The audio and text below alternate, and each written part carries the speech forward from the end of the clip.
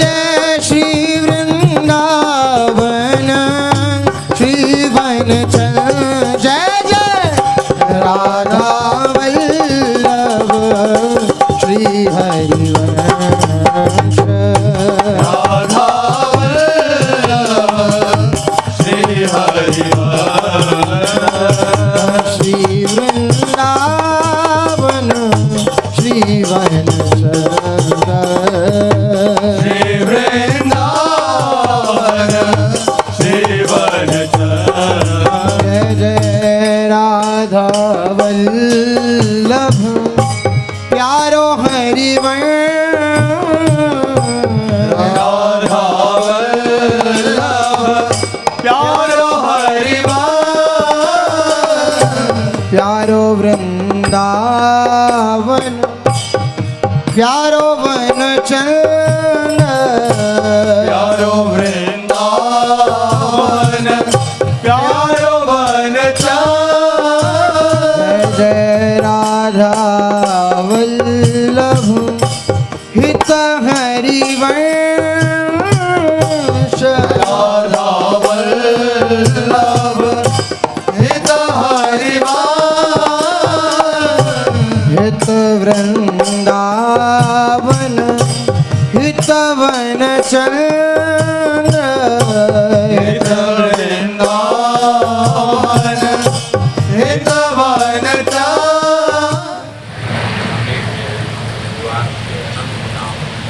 अनंत अनंत उपासक की जहाँ गुरु प्रदत्त उपासना में रति होती है तो गुरु प्रदत्त नाम और गुरु प्रदत्त रूप में उसकी अनन्यता हो जाती है और वो अनन्यता ऐसी होती है जैसे हमारे आचार्य श्री हरिवंश महाप्रभु कहते रसना कटो जो अन रटो निरख अन फुटो नयन श्रवण फुटो जो अन सुनो श्री राधा जस बैन वृंदावनेश्वरी श्री स्वामी जी के चरणारविंद की अनन्य निष्ठा से आचार्य चरण युक्त है श्री हरिवंश महाप्रभु। अब जैसे कहें कि रसना कटो जो अन रटो अन माने कोई दूसरा है प्रतीत हो रहा है ना वही प्रभु महाप्रभु कह रहे ये क्रूरा अपि पापिनो न च सताम संभाष्य दृश्याश्च सर्वान वस्तुतया निरीक्ष परम स्वाराध्य बुद्धिर्मम। जो क्रूर हैं दुष्ट आचरण करने वाले हैं जो पापाचरण करते हैं जो संतों से संभाषण करने योग्य भी नहीं ऐसे भी साक्षात मेरे राधा वल्लभ लाल ही हैं ऐसी मेरी दृष्टि है। ये क्रूरा अपि पापिनो न च सताम संभाष्य दृश्याश्च सर्वानुवस्ततया निरीक्ष परम स्वाराध्य बुद्धिर्मम।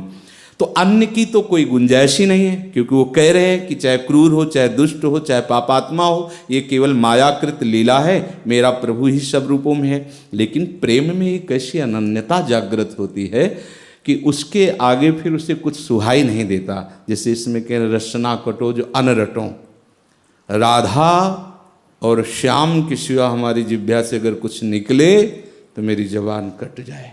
प्रेम की निष्ठा।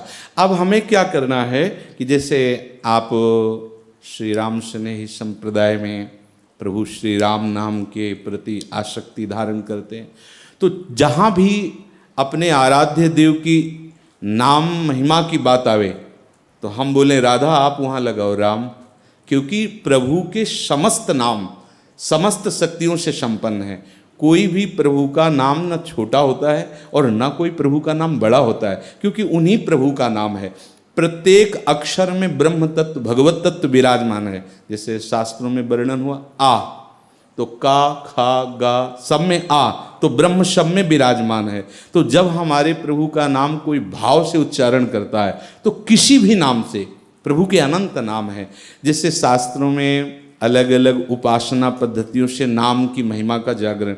वृंदावन में गोस्वामी तुलसीदास जी जब आए तो जो मंदिर के पट खुलते वहाँ जाते दौड़ करके दर्शन करते पर अपने आराध्य देव श्री राम का दर्शन न करने के कारण एक व्याकुलता होती और प्रभु से ये कहते कि माना कि वंशीधारी आप ही हो लेकिन हम सारंग धनुषधारी में अपने चित्त को अर्पित कर चुके हैं इसलिए मैं वो रूप देखना चाहता हूँ। और क्या इस देश की महिमा है कि यहाँ एक भी आदमी राम नहीं बोल रहा, यहाँ सब राधा राधा। यहाँ तो पत्ता पत्ता राधा राधा बोलता है, यहाँ प्रत्येक पक्षी राधा राधा बोलता है। अब ये है कि उसके सुनने की जब तक भाव सामर्थ्य नहीं होगी तब तक उसे लगेगा कुहुक रहा है, पर वो राधा यशो मुखर मत खगावली के, यहाँ के जो खग हैं वो राधा यश का गान करते हैं। तो अब जैसे यहाँ के किसी रसिक से कहा जाए कि आप राम नाम की महिमा, जैसे आपने कहा, वर्णन करो, तो जब अपने देश की बात करते हैं तो उसमें बहुत उल्लास होता है, और जब हम वही बात दूसरे पक्ष की करते हैं तो ऐसा लगता है पराये घर की बात कर रहे हैं। तो यदि हम राम नाम का रसास्वादन निरंतर लेते होते तो हम ठसक से अभी बोलना प्रारंभ कर देते। यद्यपि रामचरितमानस का स्वाध्याय पूर्व विनय पत्रिका जी का और भी ग्रंथों का गुरु कृपा से संन्यास मार्ग में हुआ है, पर अब जो स्थिति है वो हृदय की केवल श्यामा श्याम के चरणारविंद की है।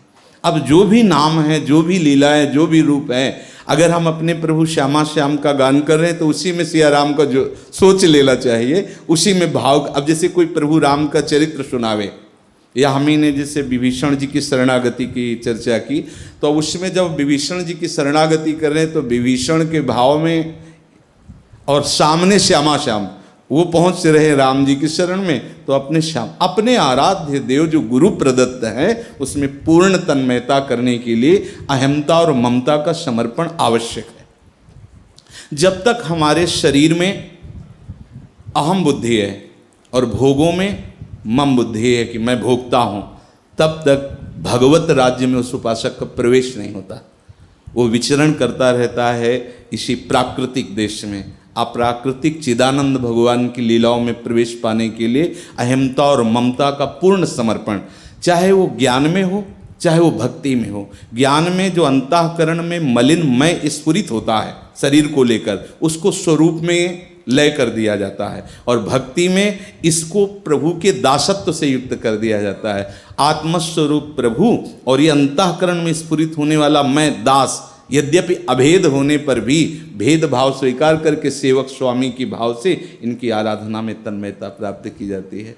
तो इसलिए गोस्वामी जी ने, अब आपने प्रश्न किया है कि राम नाम की महिमा, तो गोस्वामी जी तुलसीदास जी कह रहे हैं कि राम राम राम जी जो लो तू न जपी है, तो लो तू कहूँ जाए तिहूँ ताप तपी है। सुरसर तीर बिन नीर दुख पाई है, सुर तरु तरे तो ही दारिद सताई है।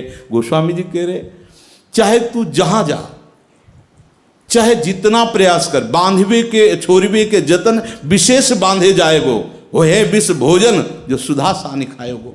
यदि तेरी जिह्वा मेरे प्राण प्रीतम प्रभु के नाम का रटन नहीं करती तो तू चाहे गंगा किनारे वास कर चाहे यमुना किनारे वास कर, जब तक तेरे जिह्वा पे नाम नहीं है तब तक तुझे शांति मिलने वाली नहीं। देखो ये परम धाम वृंदावन प्रेम समुद्र है, पर यहाँ अगर रह करके हम भजन न करें, श्री जी का चिंतन न करें तो हमारा हृदय जलेगा। यद्यपि आनंद समुद्र परम धाम है जहाँ कण कण में प्रेम स्फुरित हो रहा है, पर यदि हमारा चिंतन न हो तो, इसीलिए हमारे रसिक महापुरुष कहते हैं वृंदावन वसिके इतनो बड़ो सयान, जुगल चरण के भजन में निमिष न दीजिए। पलक झपकने को भी भजन से रहित ना हुआ जाए, तभी धाम का रस, तभी उनके रूप का रस, तभी उनकी लीलाओं का रस मिलता है। यदि हमारा प्रत्येक पल प्रभु के नाम का चिंतन चल रहा है, प्रभु के रूप का चिंतन चल रहा है, तो शरीर की कैसी भी विषम अवस्था हो, व्यवहार की कैसी भी विषम परिस्थिति हो,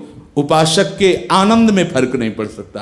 और यही उपासना और साधना का हमारे फल है कि हमारी स्थिति हमारे प्रभु के नाम में या प्रभु के रूप में रहे, और रूप बिना नाम की जागृत नहीं होता।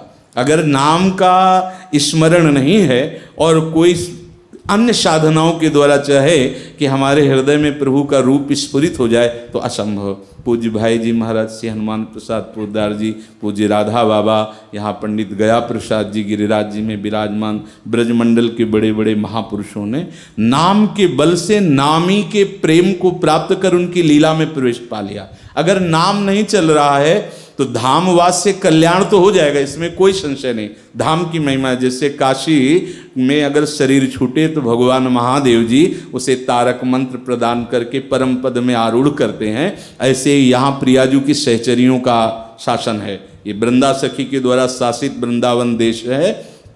यहाँ जब कोई शरीर त्यागता है तो यहाँ सखियाँ राधा नाम की जय घोष करती हैं। ये राधा नाम का देश है, यहाँ चलते फिरते उठते बैठते हर समय अगर आप वृंदावन की रज का सेवन करने लगें तो आपके हृदय में स्फुरित होने लगेगा राधा राधा राधा राधा।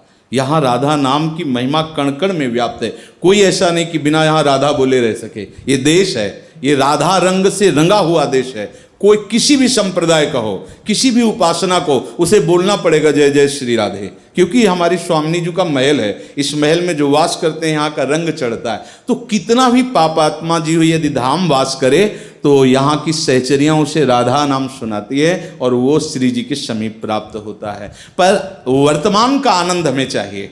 मरने के बाद परम पद मिले, गति हो, वो ठीक है, लेकिन हमें वर्तमान में जो हमारा इस समय चल रहा है, ये जो सेकंड चल रहा है, जो मिनट चल रहा है, ये हम परमानंद में देश शुद्ध विचार करके डूबे। इसके लिए निरंतर नाम जपने की आवश्यकता है। अपने आराध्य देव के नाम में तन्मय बना, एक एक अक्षर का चिंतन हो। जैसे कोई राम नाम जापक है तो उसके मानस पटल पर रा बड़ा की मात्रा माँ ये लिखा हुआ है, कान में उसे सुनाई दे रहा राम, और जिह्वा उच्चारण करे अंदर ही राम, हृदय उससे द्रवित हो रहा है सुनकर। इस जप पद्धति से रूप का प्रकाश हो जाता है।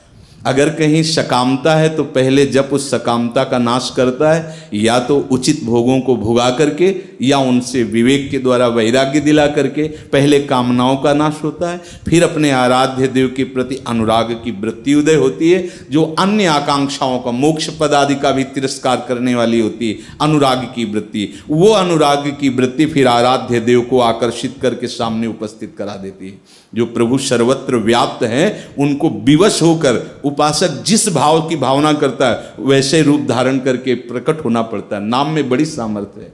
सुमिर पवन सुत पावन नामू, अपने बस करी राखे राहूं। बस ये है कि कामनाओं में बहने के कारण हम नाम का वास्तविक आनंद नहीं ले पाते। नाम तो प्रायः बहुत लोग जपते हैं, लेकिन नाम का जो आनंद है उस आनंद से हम रहित इसलिए हो जाते हैं कि अन्य कामनाएं हैं, और अन्य कामनाओं को ये नाम ही मिटाएगा। पर वो निरंतरता बनाए रखे नाम में, और नाम को निरंतर चलाना विश्व में सबसे कठिन साधन।